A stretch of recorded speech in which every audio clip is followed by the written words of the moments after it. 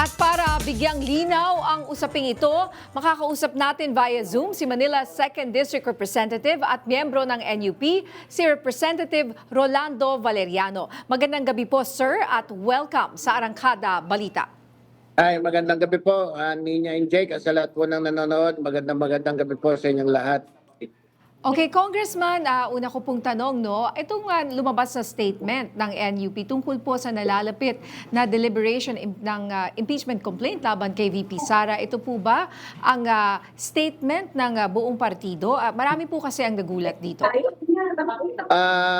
Hindi pa po kami talaga nagkakausap-usap, although narinig ko po sa interview si Deputy Speaker Ronnie Puno, nagsalita bilang leader po namin sa Kongreso. Pag-uusapan po namin if that will be a party stand. Pero never pong nangyari sa istorya ko sa NUP na nagdikta po ang NUP regarding sa botohan. Lagi po yan conscience vote.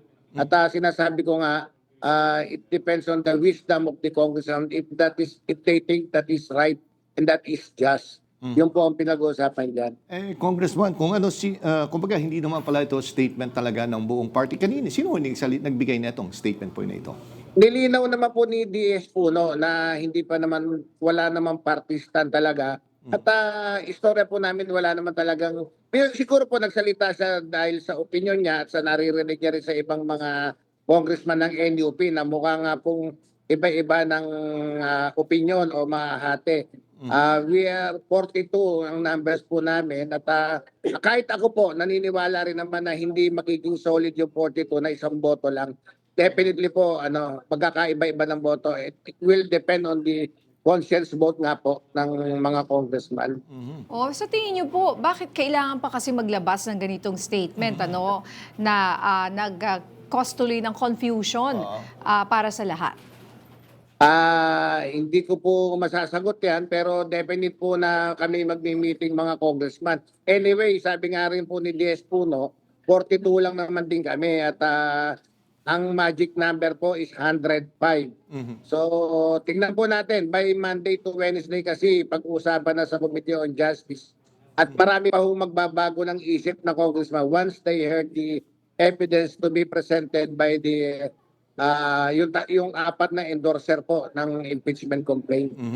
And Congressman Valeriano, kumbaga, can you recall last year kung gaano naging voting mula po sa party niyo with regards to impeachment complaint doon sa 19th Congress?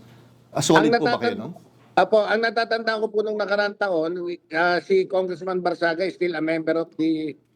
hindi, wala pa yata siya noon. Pero hindi ko po matandaan kung solid na bumoto ang NUP before. I-check ko po pero at least ang natatanda ko, majority of the NUP voted to impeach the Vice President last year. At kasama po kayo doon, hindi ho ba? Opo, kasama po ako sa bumoto nung nakaraang 2025 impeachment complaint. Opo. And so ngayon po, ano po ang inyong magiging boto? Kasi kumbaga, ang sinasabi po nila ay pareho lang naman. No? Yung magiging ebidensya na ipepresent, mayroon lang dagdag yung kay, sino nga ba to? Si Gutesa. Si Madriaga. No. Sorry, It's Madriaga. Sorry, si Madriaga. Yun lang daw yung madadagdag. So, kumbaga parang kung kayo ay bumoto na dapat i-impeach si VP Sara, parang it just follows na malamang kayo po ay boboto for the impeachment. Ganun ho ba? Ang mas malinaw po ngayon na kasi sa Committee on Justice kasi ngayon, mailalatag lahat ng evidence. Not like before po na parang yung 1/3 na requirements ng Kongreso, actually, more than 1/3 yung nakaraan, mabilis na botohan po yun, at hindi narinig yung ibang mga evidence. Ngayon po na kasi, naniniwala ako na given another 2 weeks, may lalabas lahat ng evidence at siguro doon din po kami papunta pero ayoko po magsalita ng tapos dahil it will depend on how they will present the evidence at kung paano rin naman i-refute ng Vice President yung mga evidence na ilalabas ng mga endorser ng 4 na impeachment complaint. Yun nga, Congressman, siguro yung pinagtataka actually katulad ng mga iba naming guests or yung mga nakakausap, nagtataka sila kung bakit nagkaroon ng stand na kailangan muna may kondisyon na may bagong ebidensya. Na dapat daw compelling Oo, new compelling. evidence. Pero kung tutusin naman, yung ebidensya last year na sinang-ayunan naman at nakita nila na matibay, yun din na may present. Kumbaga, bakit nagbago ng konti yung pananaw? Kumbaga, ba't nag-aantay pa ng bago? Ang isa po dyan, marahil, si DS Puno po is not a part of the 19th Congress. Hindi po siya bumoto na nakaraan, hindi po siya congressman pa noon. Ito lang po siyang 20th Congress. So, in his opinion, at malamang po, meron din kaming mga bagong congressman ngayon na ngayon lang din makikita yung mga evidence to be presented sa impeachment.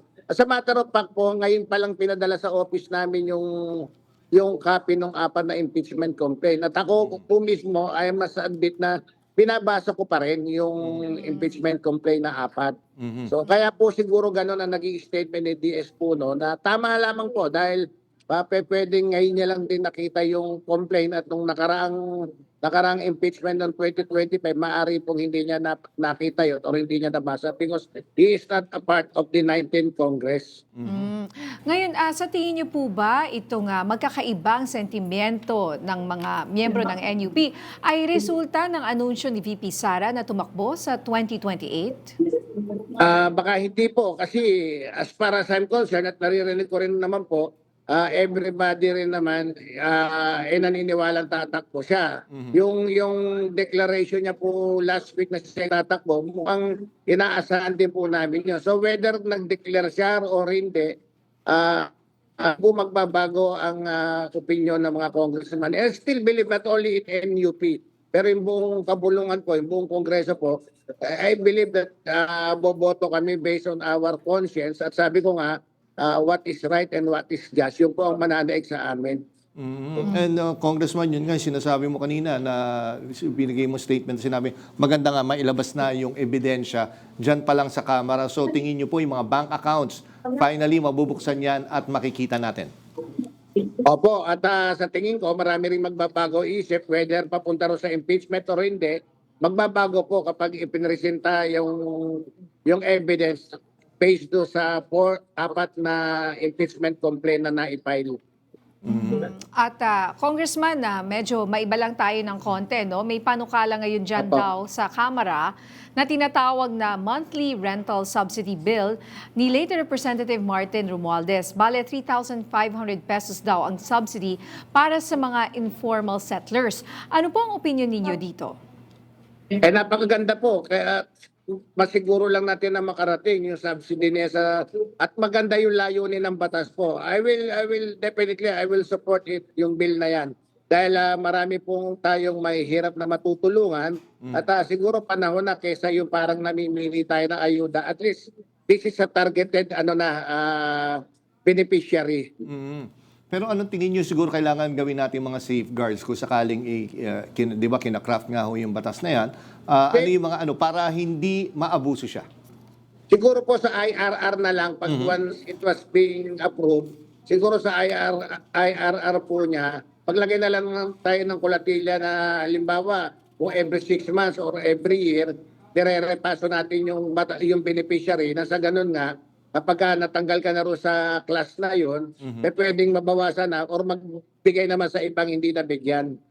Yun po siguro yung nakikita ko dyan. Pero definitely po yung batas ay napakaganda at sana nga ma-implement din siya na maayos. Although, tingin ko nga, it will take siguro mga 2 years bago ma-perfecto yung batas dahil definitely lagi namang may loopholes sa simula di ba? Tsaka kumbaga nakuha ko yung ibig nyo sabihin na partner, di ba? Hindi naman pwede doon na lang sila aasa.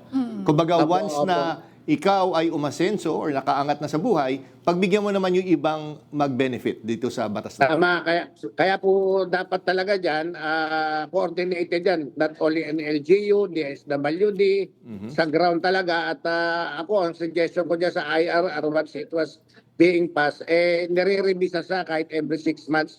Nang sa ganun po, nakikita natin kung, lalo na kung nagiging matagumpay ba yung proyekto, meron ba napag-aral na bata yan, nakaangat ba ng buhay ng isang mahirap yan. Pero I believe the intention is really, really good at definitely po, susuportahan ko yung bill na yan. And Congressman, siguro huli na lang, anong mensahe nyo doon sa mga nag-aabang na para sa deliberation po netong apat na impeachment complaints, sa mga nag-aalinlangan dahil nga medyo na-confuse sila doon sa statement. Huling Huwag statement. po silang mag-alala. This is a constitutional mandate po sa aming mga congressman at naniniwala po ako not only in NUP but the entire 20th Congress. Naniniwala po ako na sila iboboto base sa conscious vote nila at hindi, kumbaga hindi mangingimi po kami kapag kinakailangan po i-dismiss, i-dismiss namin at pag kinakailangan pong ma-impeach, i-impeach po namin siya. Wala po, ang batas po ay may may takip, walang kinikilingan. Alright. Maraming salamat po, Representative Rolando Valeriano. Maraming salamat po at magandang gabi sa inyong lahat.